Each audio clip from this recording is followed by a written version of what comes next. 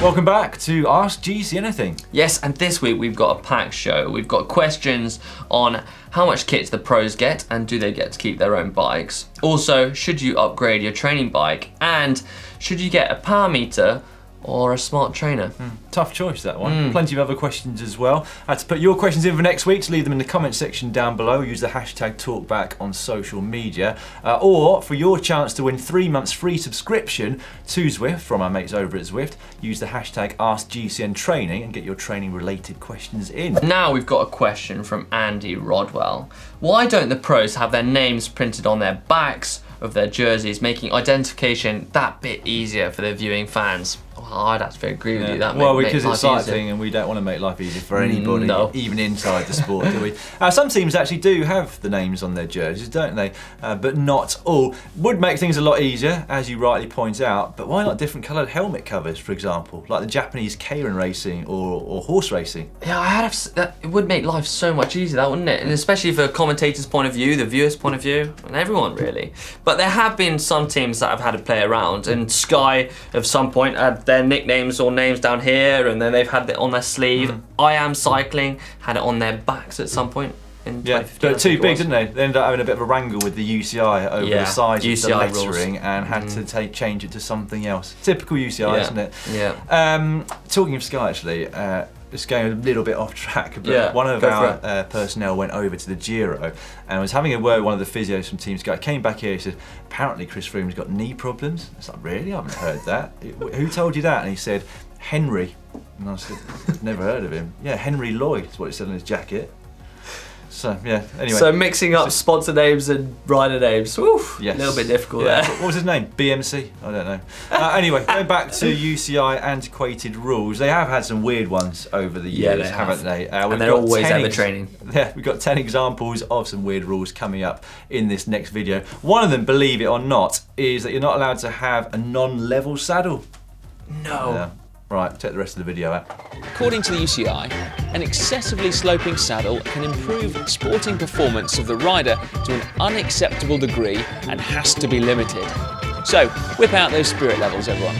Inadvertently, the UCI may have eradicated an entire future generation of pros, with the current riders suffering numb nuts every time they ride a time trial. Benoit Gauthier, you are this week's winner of 3 months free subscription to Zwift. He writes in and says, loving the show. I'm slowly recovering from a hip fracture and will end up using Zwift to build power back agack. Using it for free, actually, for the first 3 months at least. What type of training progression do you recommend over 4 to 6 months when coming back from a major injury? Well, that first off sounds like a horrific injury, so sorry to hear about that. And good luck with your recovery. The first thing you need to do is listen to your body and your physician. Patience is really key in recovery. Yeah, it definitely is. And you're doing the right thing by starting out indoors. That's the best thing for rehabilitation from a few pointers, really. Firstly, you don't have any of those distractions that you get on the road, so the risk of crashing is minimal, although some people still do seem to manage it on a trainer, don't they? Secondly, it's much easier to get on and off the bike, so you're not going to overextend your hip and cause any damage from that point of view. But also it means that you can end your session as soon as you feel that there's any discomfort there, rather than being 20 minutes down the road and having to plod back. Yeah, that'll be a bit of a nightmare. But it is really difficult to prescribe a session because, well, we don't know where you are on your injury. But we have got a few things and metrics that you can do to help you do that, really. And the simplest metrics, really, aren't they? So start with duration. So when you first get back on the bike, what you want to do is time how long you can ride for before you experience some discomfort, at which point you, of course, stop. Might be 15 minutes or so. Note that down. That can be your benchmark, and you can then set weekly goals after that.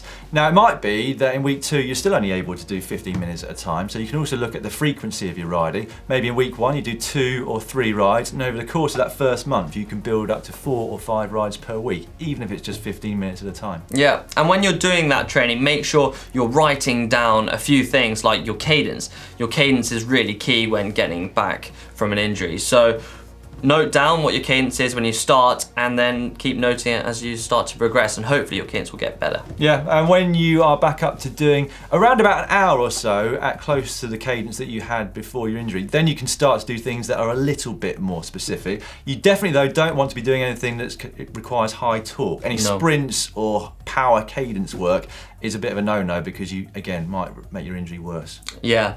So when you're starting to feel back to normal, then you can look at doing some specific stuff. Make sure you keep that nice and short, and then you can add some tempo. Yeah, and in tempo, even when you've been doing that for a little while, you want to make sure that you can ride for a good hour or so at tempo without any discomfort before you're then pretty much back to normal. You can start doing very high intensity efforts and even sprints if you want to. It is a long process, I'm afraid. You do have to be patient, as we said at the start, and listen to your body. Yes, and also when you're not on the bike, you can also help your recovery by doing stuff off the bike, and that is some strength work and some balancing or some stretching, and that will really help your progression and your recovery. We've just been rehearsing this, and it's a really, really long quick fire round today, long, isn't it? First up, this from James Griffiths. Myself and a group from work are doing a charity ride, Land's End to John O'Groats, in 9 days. We're not seasoned cyclists, only do 6 to 7 miles to and from work, and have never ridden road bikes before signing up to this. We have started up in the miles, but what is the best way to train for the 110 miles a day on road and Zwift options? Well, first off, congrats on signing up. That's the hardest bit, actually, is just pinpointing. It's pinpointing a challenge and then doing it. But congrats to that, and then training. So what I would do is I would look at your schedule, and then the key is to string some rides together. So I would personally look at the weekend as your free spaces and try and get some 4 to 5 to maybe 4 to 5 hour days, and then string those together, and even get out on a group ride on a Saturday or Sunday, and yeah, do it that way, and then make sure you taper down going into the main event. It's the back-to-back rides that are really essential, key, isn't it? And of course, the taper at the end. You can also try extending that commute of 6 or 7 miles into, let's say, 20 or 25 once or twice a week on your way home, for example. Next up, from Must GUC. Is there a significant benefit to having a high-end training bike? I do understand that every gain counts while racing, but would it make any difference to replace my heavier, less aero training bike with a better, thus more expensive one? I'm sure you would love to get a better training bike. We all would, wouldn't we? Yeah. But is it going to help you? I don't think so, really. It just kind of depends on what type of riding you do. If you ride solo all the time, you're still going to get exactly the same training effect by doing the same power. You'll just be going a little bit slower, so it makes no difference to how much fitter you get. On the other hand, if you do a lot of group riding, the heavier training bike is actually going to make things harder for you to keep up, therefore you're doing more power. You might get a positive training effect from that, so it could be better for you. Yeah, it could be. But who doesn't love a winter hack bike that you can go out in any weather, wind, rain, snow, whatever weather, and you can just not worry about it, go out, smash it, put mud guards on it. Yeah, I mean, we're fortunate, aren't we? We do get bikes lent to us. We have to give them back. We get bikes lent to us, and so, well, we're in a fortunate position. But if I was buying bikes, I would definitely have a winter hat that I didn't care about as much. I would too, I'm with you on that. I'd have like record on it instead of super record. Anyway, next question is from Noah Kepner. How much kit and gear do pro cyclists get to keep from their teams and sponsors? I see custom paint jobs for national champions and world champions. Do they get to keep those bikes? Good question. Do they have to pay for them if they want to keep them? Now that's a really good question. The pros get a lot of kits, a lot of clothing, and lots of different things really. But the one thing they don't get to keep is their bike, and that's rather annoying. Yeah, it is really annoying, isn't it? I never got to get to keep my bike. The only ones I've ever got to keep were the ones that the team forgot about, basically. Oh, don't tell them. Which ones have you got? I'm not telling you either. Some of the bigger name riders apparently have it written into their contract that they do get to keep their bikes at the end of the year. Dan Martin apparently being an example of that. You see he's got quite the collection back. Yes, when I saw him in Girona, he has a bike from every team he's ridden for. So that's quite something, really. I think you need to be a big name rider to have something like that in your contract, don't you? I think if we'd gone to them and said, I want to keep my bike at the end of the year, stick that in my contract, they'd say, well, stick it where the sun don't shine. And the funny thing is, also, before we crack on, is that Nigel Mansell actually had written in his contract that he got to keep his cars. So there you have it. Some of the top profiles athletes do get to keep some big stuff. Name dropper. George Clark, I'm looking to invest in an indoor trainer and I'm unsure whether to get a smart trainer or a standard turbo trainer and then purchase a separate power meter. I've heard that power meter readings are more accurate with a crank-based power meter and I could then still be recording my data when I'm outside on my bike. That's a really hard question to answer. I personally would have to go with a power meter just because I enjoy being outside and being able to, use my power indoors and outdoors. But nowadays, the erg mode and the smart trainers do make Zwifting really come to life. And I had a chance to race on it last night. You're a convert, aren't you? Yeah, and it really was amazing to how realistic it was and how racing is and how the training sessions really work. So yeah, it's really smart trainers just make it a lot more interesting when you ride on something like Zwift, don't they? They increase the resistance when you're climbing and vice versa when you're going down a hill. And like James said, erg mode is a great training tool. So that hasn't really helped him very much, has it? Sorry about that, George. George. If I had to say power meter or smart trainer, like you, I'd say power meter. Yeah. Because I spend a lot more time riding outdoors than I do indoors, and I like to collect the data everywhere. Yeah, I agree. But if you ask Ollie Bridgewood, he would tell you a smart trainer. Would he? Well, I think that our viewers should listen to us on this occasion, not Ollie. Yeah. Okay, Neil Simpson, I've got an adventure bike for commuting. I want to have fun with it. How can I figure out routes where to go? With the road bike, I can use road maps. Thanks and keep up the good work. Yes, and there are loads of different tools that you can use for this. You could use Strava Heat Map, which is really popular, and this basically lights up the roads that are really used by cyclists. So for example, a bike path would be really lit up. So if you're feeling adventurous, then go for where it's not lit up and rather dull lights. Make sure that's not lit up because it's not a highway. Yeah. That could be an adventurous way to do it, couldn't it? Yeah, and there's another ways, isn't there? Well, you can also use apps like Commute or Ride with GPS to create your own route because they will highlight not just roads but bridle ways and bike paths, etc. too. But normally the best way to find the best road is to ask local riders, isn't it? So ask them at a local bike shop or in a local cycling cafe. And even better than that, get to go out riding with them. Yeah, they'll show you. Make some new friends, that's ideal, isn't it? Yeah, right, finally on this slow fire round, it's this from Lewis Ward. Slow fire. Just got my first proper bike fit for my road bike, which got me wondering whether I need a fit for my commuter. I commute every day on a commuter city bike, which has a more upright position. I'm not having any pain while commuting, but would it make me faster and more efficient? You would be faster and more efficient on your other bike, wouldn't you? What I would suggest is that you just try to transfer the measurements that you've got from your bike fit over onto your commuter bike. You might not be able to get it exact, but the most important part is your saddle position in terms of its height and also the layback as well. So get that dialed in and actually you should be absolutely fine on your city bike.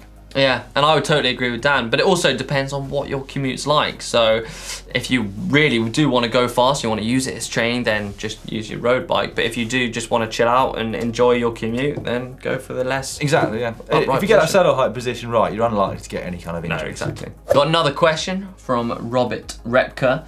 Hey, I started riding in a group and what I found was most problematic is getting back to the end of the pace line after doing your job on the front. What is the best way of doing it without getting dropped and also without constantly looking backwards to check where the end of the train is? You're not on your own here, Robert. That is a horrific thing, having to get back onto the pace line when you've just done your turn. Doesn't matter if you just started cycling or if you're a fully fledged pro, does it? So the key here then is not to go too far into the red whilst you're on the front. You want to leave a little bit in reserve so that when you pull off and you go back to the back of the pace line, you've got enough power left in the tank to be able to accelerate and get back onto the group, at which point you will have a bit longer to recover. Yes, and in terms of knowing when the last person is coming up, you basically want to have a good idea of what size of the group is. Once you know that, then when you peel off after your ride and you're going to the back of the group, you can then sense when that rider is coming past. Then have a quick look over your shoulder, depending on what side the group is, and then get back on the power before you get behind that last rider, and that will put you up to the same speed as the group, and then you can slot in nicely and not lose too much of a gap, and you won't have to kick back on. That's the idea, isn't it? That you've just got back up to the same speed as of the group, just as your front wheel is behind the last rider's rear wheel, and then you won't have to close the gap, as James said. We've got a lot of tips for you coming up, Robert, in quite an old video. That is a youthful looking Dan Lloyd there. Looks youthful. like 10 years ago. Actually only 5 or 6 maybe. Anyway, a few tips that should still be relevant now. Although incidentally, James has recently shot a new one on this very subject over in Alpe. We did, yeah. So make sure you check that out very soon indeed. 15 to 20 seconds is generally a good amount of time to spend on the front before you swing off. However, if you're feeling strong, go for longer, don't go harder, and vice versa. If you're not feeling too good on the bike, swing off quite soon after you've done your turn. I'm afraid it's time for the ceremonious closing of the laptop. It's the end of this week's episode. Yes, and thank you for watching. And if you have enjoyed it, then don't forget to give us a thumbs up. And if you want your question to be answered on next week, then use the hashtag talkback. And if you want the chance of getting 3 months free subscription from Zwift, then use the hashtag GCN training. Put an ask at the start of that. Ask GCN training. I always forget that. Yeah, you do, don't you? Well, I'm not doing this again.